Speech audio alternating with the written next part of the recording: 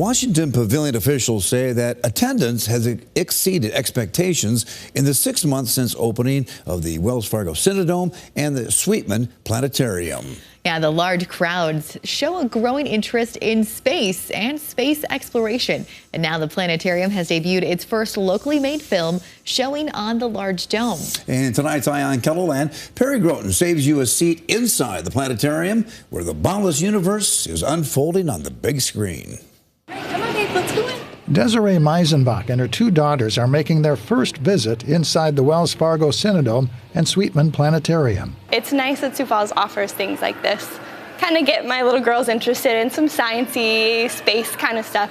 The family is among the more than 9,000 people who have attended showings inside the planetarium since its opening last September. We have been blown away by the response from our community. Launching a planetarium 6 months ago was like a deep space voyage into the unknown. We kind of went into this with a lot of unknowns. So not sure what we were going to show, not sure how many people were going to respond. Now planetarium audiences have a local tie to the cosmos. Our solar system sits in one of its spiral arms. Winter Skies is the name of a new film created by the planetarium staff that shows what a starry night looks like in a South Dakota backyard. What they will see is if you were to walk out your door tonight and look up in the sky, it is what you would see if all that extra light pollution in the city was not here. It was important to the staff to bring a local perspective to stargazing inside the planetarium.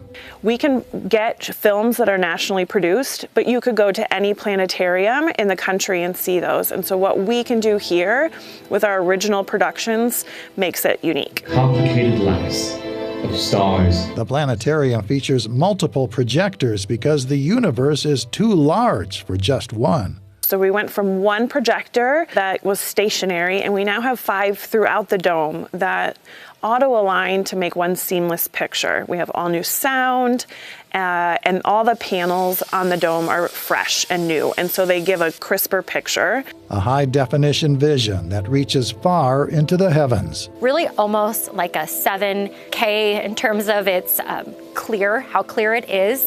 And so you can definitely get an incredible view of what you're seeing, which just makes the experience so much better. The United States sending its first spacecraft to the moon in a half-century last month underscores a universal urge to see what's up there. There's just a desire to explore, and everyone has that almost dream of, my gosh, I'd love to go to space or see what's out in space, and learning about the unknown is so fascinating and it's fun. As we enter school field trip season, more and more future astronauts and astronomers will be taking their seats inside the planetarium and having their imaginations soar. Between really mid-March to May, this museum is packed, and the planetarium will be packed as well, with groups getting to experience the planetarium. This will actually be our first school group season with the Wells Fargo Cinedome and Sweetman Planetarium open as is now.